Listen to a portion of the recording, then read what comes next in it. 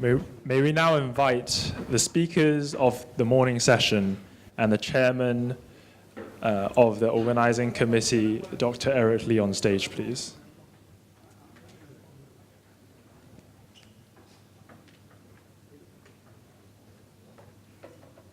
You are encouraged to contribute your ideas and comments by raising your hands, and our helpers will pass on the microphone to you on a first-come, first-served basis.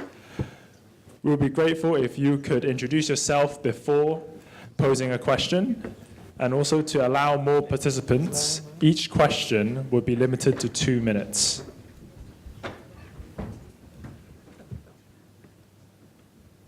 Okay, we'll pass the time to Dr. Ogilvie. Thank you. Right, okay, this is the high-tech part, and then we are testing you and testing me. Okay, actually, as the MC already mentioned, we are using the online submission of questions. And before the speakers come up, we already received about 23 questions. And then we summarize it, and then try to group it. And maybe to start off, shall we say, ask a general question? This is question 11, asking Jean in particular, but I think it's a general question, anyone can read it. So the question is now on the screen. How can we encourage young people or people with different backgrounds to speak up when they see a problem? Jean, you want to kick off? Well, thank you for that. Thank you for that. I do think it's a very real problem that people don't know who to speak to, how to speak to them. And certainly in my experience, it's not something you go to the sort of the tabloid newspapers about. That is quite wrong. But it is important that we do speak up and we do it properly. And I think the role of CROSS, which is the Confidential Reporting Hotline for Structural Safety, and SCOSS, which is the Structural Committee on Structural Safety, and their reports are absolutely vital reading for absolutely everybody. And I don't think they get the circulation that they deserve. I think all of you should start signing up to receive the reports that they send out electronically, and that is a very good place for everybody to use if they had a problem or a concern that they wish to express. Other than, of course, raising it with internally with their own team. But if they feel that it's of wider significance, or that their own team is not acknowledging the problem, then certainly contacting CROSS and asking them to pursue it and to see if it, perhaps in the issue of the balconies, that is in the recent issue, once a report comes out, other people then say, I've had a similar problem, and things start to get collated. So I would suggest that as a first stop, your own project team, and as the second one, use CROSS and certainly ask to receive their documentation. Does anybody else like to comment on that? Hi. Steve. Hi. I'm not sure what the question meant by when they see a problem, but I would say right now I'm really enjoying an experience that we're involved in something called the Resilience by Design Challenge. Again, this Rockefeller Foundation study in the Bay Area. And because it's not a typical project, what we did was we actually teamed up with University of California, Berkeley, which is a very different experience of actually integrating the professors and the students into the project team, which normally on a typical project, we can't really afford to do that. But it's been amazing to see the ideas that are coming from the students directly into the project. And we have people from our team, there's a couple professional firms on the team, but they have people embedded in the studio every week. So it's a very different dynamic. So we're getting the young perspective into the project very early. So I think that, and we are looking at the gigantic problem of how to make the Bay Area more resilient. So that's my take on that question. Thank you, Stephen. Now we've got a question now that's been directed specifically to Sir Gordon Wood.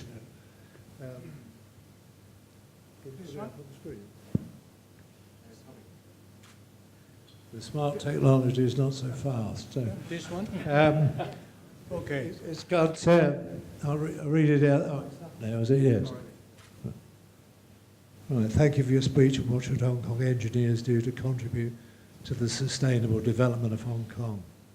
Well, I think in the last 38, 39 years, we have seen the transformation of China. When Deng Xiaoping said open door and reform back in 1978.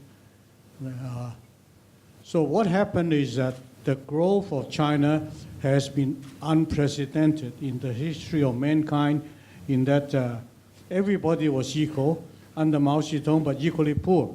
And today, what you see that the GDP of China is closing in on America. So as Hong Kong people, we got to look at it, stare at it. Those are the hard facts. And what is our position in Hong Kong? Do we go with the crowd, or do we sit back and rely on our past laurels? My suggestion is that we got to look at the hard facts. They are a very great moving force. And why is that they are moving force? It's because under Mao Zedong, everybody is assigned to work a working unit, or if you're a farmer, you work in a commune. And there's no innovation whatsoever, no incentive whatsoever.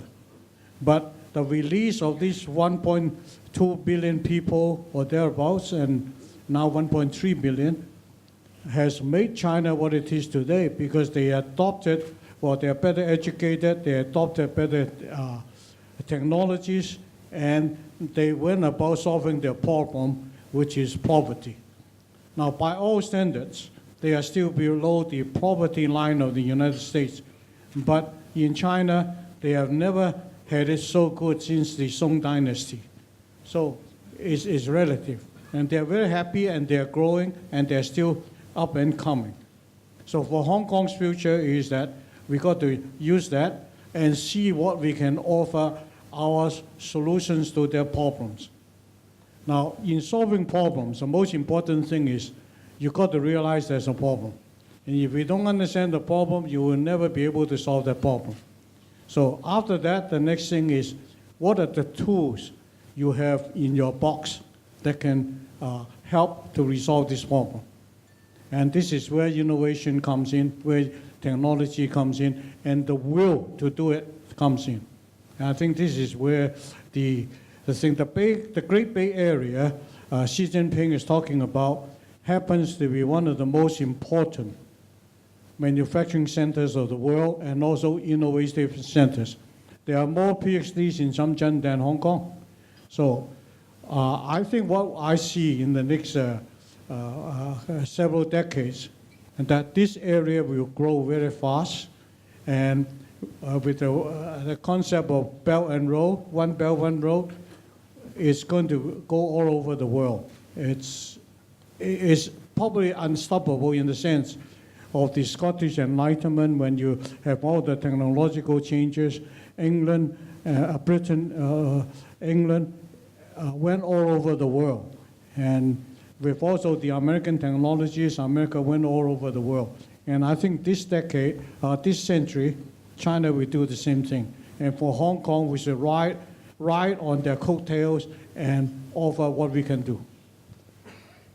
Thank you, Gordon.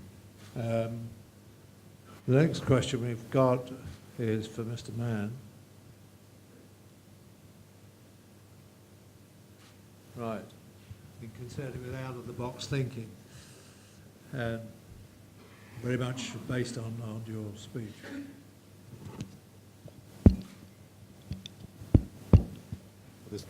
The simple answer to that question is, of course. Every day. I have some of my clients with me this morning, but they're generally very supportive. But the reason I would like to bring up is very often we see the successful story. The successful stories got reported, and the unsuccessful attempts, they are not reported. So while we all embrace innovation, but to make this sustainable, we can't simply just rely on the passion. I mean, we have to work on the culture. This is a very ancient profession. I mean, we look for proven, we look for reliability, and but you have to understand there are risks involved when you go down an uncharted route. And well, I'm not saying that you build a structure and then it collapses. I'm not talking about that. But we have to accept that there are going to be some failures, and before an innovation which is successful come out. So I would say, going back to this question, I would say that we could reason, and very often we have something to refer to, and we are not simply just coming out with an idea out of the blue. We do things step by step, but just like the Tai Hang Tong is the first generation, then we build on the basis of that a second generation. And right now we are working on a review on how to enhance the performance of Tai Hang Tong.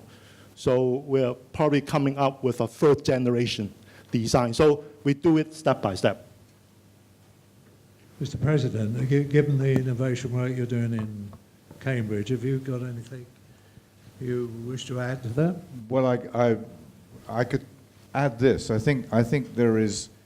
It's been said already this morning that there is no such thing as risk-free innovation.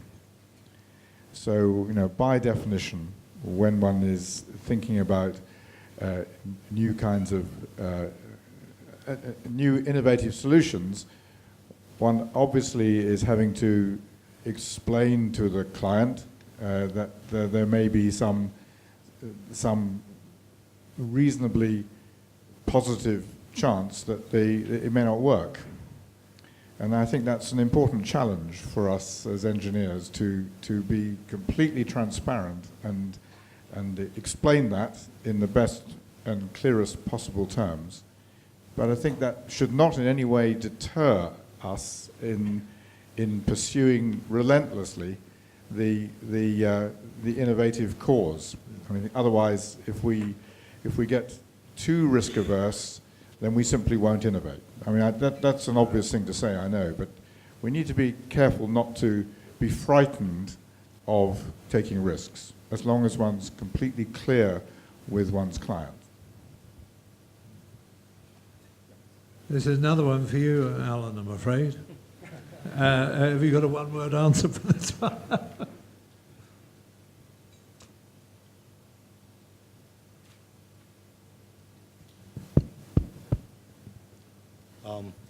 I hope I understand the questions. Now, right now I can think of one approach. I wouldn't call it an additional ingredient as important as passion, culture, and incentive. But right in my company, my company, 10,000 employees, I would say mid-sized company, because you could easily now find companies with 10 times more professionals. Yeah. Well, even for a mid-sized company like ours, we actually in our organization about half a dozen people who make their livings not on projects, not on strategies. They are called black belts in our organization, and what they do is they look across a different part of our organization and look for savings, look for more effective ways of doing things. And that is what those black belts do every day. So they are away from projects. And the savings, all those would be verified by third parties.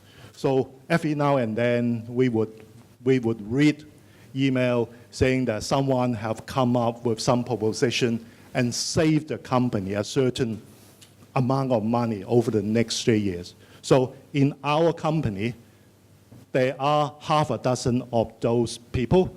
They are called the black belts in innovation, and they are doing that sort of things. Thanks, Alan. Stephen, one for you. How could the government and professionals empower the public and the community to make the right decision for infrastructure? Well, my main recommendation, I would just reiterate, is creating an understandable performance, like the triple bottom line calculator, some sort of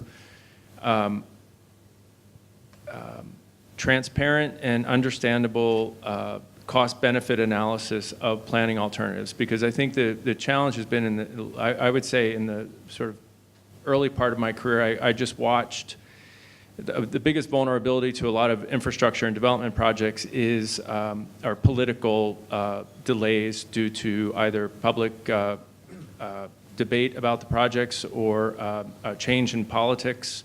And so the government and the public community are both empowered by a transparent cost-benefit analysis, whatever form it takes. And with today's ability to estimate the economic impacts of a project or the valuation, the environmental impacts can be financially quantified and put into a performance model. And it takes planning out of the realm of subjectivity and into the realm of objectivity. And I believe that the public really understands that and can become part of the dialogue and help to create and verify these alternatives, rather than, I think, in the last generation of planning, there was this, one thing I've been really learning a lot from public outreach experts is to stop using the word public outreach, but it's actually engage and actually co-create with the public. And so I think that's really something that our profession should start to think about, is how do we co-create and empower and educate the public to be part of the process, rather than thought of as a group subject to outreach, which is an antiquated idea. Thanks. I think that concludes the questions that we've received online, save many questions that would have been directed to government had C.K. Hong not had to go, and I noticed the Director of Civil Engineering has also had to go. So we'll take questions from the floor if we can, in the more traditional way, if you just state your name and the organisation you represent. Gentleman there. Hello, can you hear me? Sorry. Yep. Sandy Mackay, HSS Limited, Kuala Lumpur Klang Valley Metro. It's a combination of two questions. Lord Robert Mayor brought up the Economist review. I read one over Christmas about vertical transportation using lifts. So I suppose the question's directed towards Gordon Wu. Obviously, the question was from The Economist, lifts are getting quicker, and if we can reduce the lift shafts significantly, you'd have more floors in, for use, for rental and other uses, especially in Hong Kong. That's very relevant. From the floor, is there any ideas of innovation for vertical transportation? Gordon, could you? You talk about the lift shafts. Well, reduce it. It is very difficult to reduce it because people are not comfortable in a congested area, claustrophobia, unless you're surrounded by pretty girls. So there's certain norm and certain safety standards. So much area and so much loading, and you can. So what I said was that vertical transport is inherently a lot more efficient than horizontal transport. When you travel thousands of meters, whereas you travel 100 meters up and down there, and you can accommodate a lot of more people in a smaller area. And this is the characteristic of large cities. And the funny thing is, people keep coming to large cities because you have other conveniences, like hospitals, universities, shopping malls, and lawyers, and city hall. You know, you can't find city hall. Governments are always in big cities. So this is the kind of thing that we would have to do with. But the question is, in designing mega cities, if we can draw some kind of a compromise, that horizontally we got more efficient transport, and high-speed rails or mass transit are the way to go. Intercities is probably a high-speed rail. But if we had that kind of combination, or the Singapore way, that we're going to limit X number of cars available and force the people to use mass transit. And don't forget London. You know, before the advent of electricity, the first mass transit was run on coal-fired. And now every big city, I notice that when you get in certain size and certain GDP, they have to build mass transit. Built massively in Japan, in the Asian cities, Hong Kong, Korea, Seoul, and Taipei, and blah, blah, blah. So this is, transport is a very important element. And even in America, for instance, that they have to build the interstate defense highway system back in 1956 when Eisenhower announced it. And of course, the question of Stephen faced is always how to get the bureaucrats and how to get the public. Because today, I don't think Donald Trump don't have the money nor the ability to ask people to build a high-speed rail system in America, because all the vested interests of the oil companies, of the airline industries, and the environmentalists, all this will not do. So it's getting to be very frustrated as engineers. We might have the best solutions, but it's subject to the approval of the public, which doesn't make sense. A lot of times they don't make sense. Professor Yang, given that you've got more high-speed rail and more metros, I think, than anywhere in the world, have you got anything you'd like to add? I think Shanghai government recently had launched the next 10 years planning document that says actually in the next 10 years, and Shanghai will control the population to within 25 million. That means, because I read the data, is that the building space in Shanghai is already exceeded 50%, which is much higher than London and New York, which is around like 30, 40. So that means actually in Shanghai to accommodate such a large population, and then high-rise building is an inevitable solution. Although Doug mentioned that China is developing the high-speed railway solution, and also Shanghai government is launching the mag-level technology very, very soon, and which extend the municipal areas to the neighboring city. But then again, if we can consider the traveling time and also all the implications of this, and within the city is the vertical development, and I think it's one of the solutions. I guess I remember one of the academicians in Shanghai, and he has always pioneered what we call a vertical urban city, where it can create a sort of virtual community within the blocks of buildings by using the vertical transport system. And not only just the residential buildings, and also commercial and other amenities within that blocks, which potentially will be, I mean, in terms of the transport and the energy and the environment pressure, that could be one of the solutions. Good. Look at the next question, please. Sorry. Thank you, Doug. I'm YC Lam, 62M. May I have questions for Professor Mayer?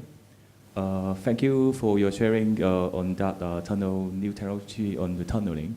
But to me, I don't know how you value the cost for the R&D, because normally, or I would say usually, the new things cost a lot. But if eventually you can build a tunnel to be more sustainable and lower in maintenance fee, how you are going to take into account those benefits to sell to our clients, for example, to convince them to pay more at the moment for them to build at the time being, rather than get the saving from the future. Thank you. Well, you ask a very important question, of course. The answer here really is that the kind of technology I was describing earlier this morning, which is essentially to incorporate routinely into our new infrastructure sensing measurement systems, such that not only is the actual delivery of the new infrastructure improved, but also there is a permanent means of assessing how the infrastructure is performing. Now, the business case for that is very compelling, because the cost of the kind of sensing that I was describing is a very, very small fraction of the capital expenditure. But nevertheless, you're right in the sense that a client might say, why am I paying for this extra fiber optics? Why am I paying for these wireless sensor devices? And the answer is because you will probably, A, save on the actual construction itself, and B, for the rest of the life of the infrastructure, you will have an absolute understanding of how it's performing. And the cost is not only about the capital expenditure, but the operating expenditure. And so it's very easy to make a compelling business case, so that I believe it will not be very long before it will become routine to have the sorts of instrumentation that I described incorporated. It would be routine. Skanska in the UK now routinely puts fiber optics on all of its reinforcement cages in its board piles, because the cost of putting some fiber optic on a reinforcement cage is minute in comparison to the cost of constructing the pile. So they do it. And I think this is going to become much more widespread in a very short number of years. And it probably will be a very good early warning system.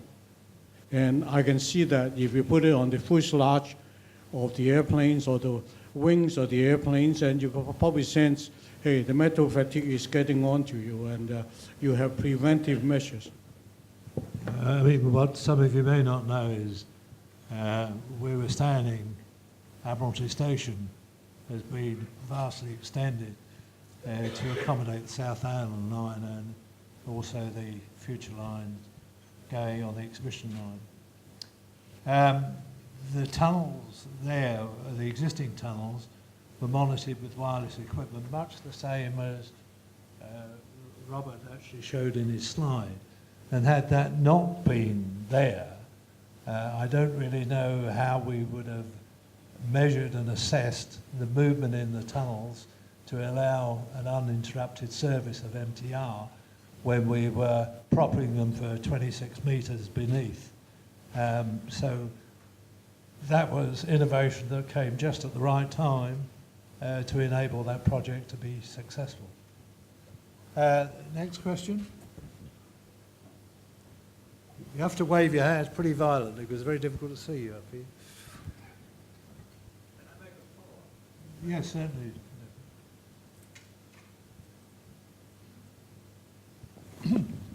Going back to this point of being able to understand our structures, I think obviously, and the question is, has this been taken forward alongside those who control the standards against which designers have to work? In other words, if we're looking ahead to gain benefits from measuring structures, from understanding how structures are going to work, then we've got to convince those who control the standards against which those are approved that that system can be safely implemented to the lowest degree of risk possible. How far have we moved in that direction?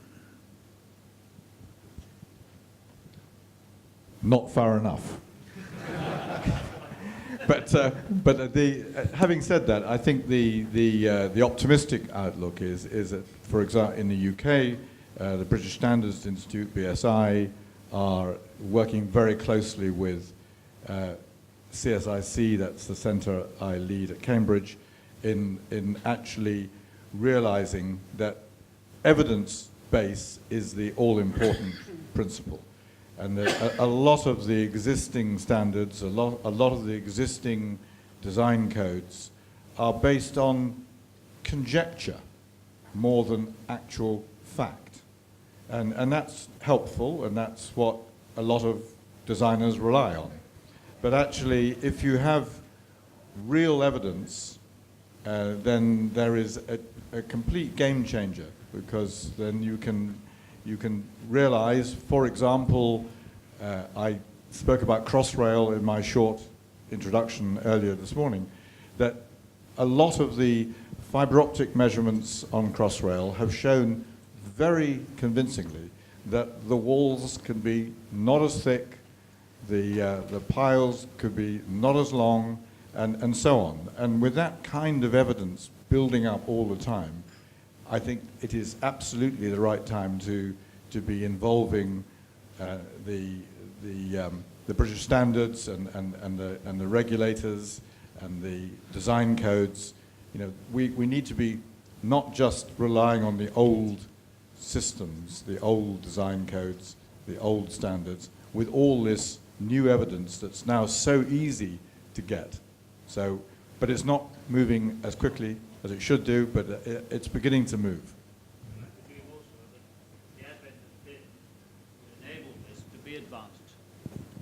More quickly, perhaps, than would have been the case, say, 10, 20 years ago. That's completely right. The advent of BIM, I mean, the concept of the digital twin is really becoming a reality, so that designers will be, you know, before anything is built, there will be a complete digital, it'll be built digitally, and the sensors I've been describing will be part of that BIM model.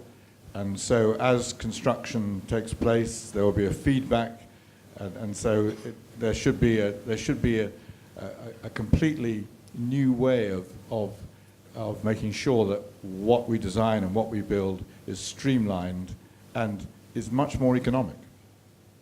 I think we've got time for just one more question. Roger, have you? Thank you, Chairman. Roger Venables from UK. I have a question particularly for Stephen, please, but maybe other members of the panel might wish to comment.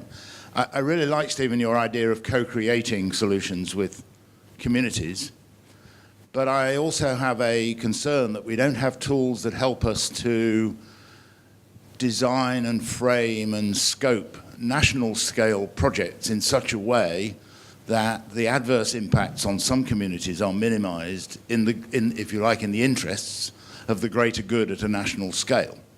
And I just wonder how your idea of co-creating projects with communities could cope with the challenge of national scale projects that have uneven levels across its geography of adverse and positive impacts. It's a huge question, and I think that I think every country in the world is struggling with their version of that right now. It's a challenge that in 2 weeks' time we're going to be having the final a student competition, student ideas competition that we actually framed a version of that question, which is we posed it as our city, because I think that in conferences like this, we tend to be talking about global cities that are connected to the global economy and are functioning, and people in these global cities tend to have more to do with cities across the ocean than they do with people 30 miles from their city, or 40 miles, or secondary cities that that failed during the third industrial revolution, and now we're asking them to think about what to do in the fourth industrial revolution. So it is a really fascinating question, is what role does infrastructure play in helping to help those cities and those communities feel and get reconnected to the economy of today and the economy of tomorrow. I don't have a simple answer to that question, but I just believe deeply that it is a process of education, and we can't, like one of the speakers earlier said, we can't give up, right? We can't stop trying this. And I think that somehow the argument that I made earlier for discussions within a city, where you can present the costs and benefits of a program, and then and use that as a transparent dialogue maker between whatever stakeholders there are or communities that are involved.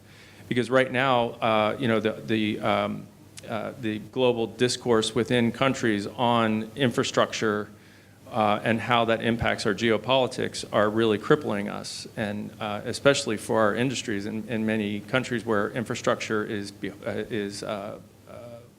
beholden to politics. Politicians are under a lot of pressure, and so they need to make these short-term decisions.